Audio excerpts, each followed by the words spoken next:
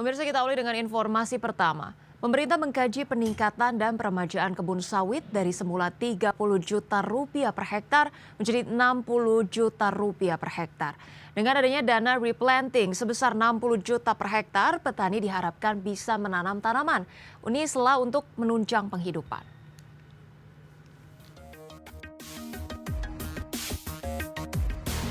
Menteri Koordinator Bidang Perekonomian Erlangga Hartarto mengatakan pemerintah tengah mengkaji kenaikan dana peremajaan kebun sawit atau replanting bagi para petani sawit.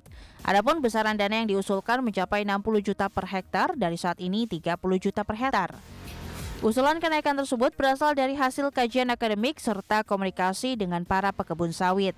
Erlangga menjelaskan bahwa replanting baru bisa berbuah di tahun keempat, sehingga apabila dana replanting tetap berada di kisaran 30 juta per hektar, maka petani hanya dapat membeli bibit dan hidup di tahun pertama.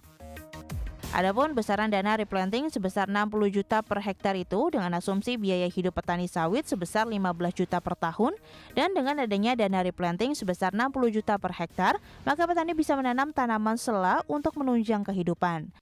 Kami juga usulkan kenaikan dana untuk replanting yang sekarang diberikan 30 juta, itu untuk dinaikkan ke 60 juta. Kenapa harus dinaikkan ke 60 juta? Karena dari hasil kajian naskah akademik dan juga dari hasil komunikasi dengan para pekebun, itu untuk replanting mereka baru bisa berbuah di tahun keempat, di P4. Sehingga kalau dananya 30 juta itu hanya cukup untuk mereka hidup di tahun pertama, beli bibit dan hidup di tahun pertama. Oleh karena itu kalau ditingkatkan menjadi 60 juta, maka biaya hidup sekitar 15 juta per tahun itu bisa di-cover, sehingga mereka bisa melakukan tanaman sela atau tanaman lain untuk menunjang hidup juga. Erlangga menjelaskan usulan kenaikan dana replanting tersebut sedang dalam pembahasan lanjut di pemerintah.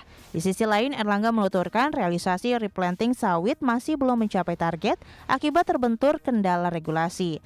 Oleh sebab itu, Menteri Pertanian mendapatkan tugas untuk mengkaji Permentan agar kebun rakyat bisa memenuhi syarat.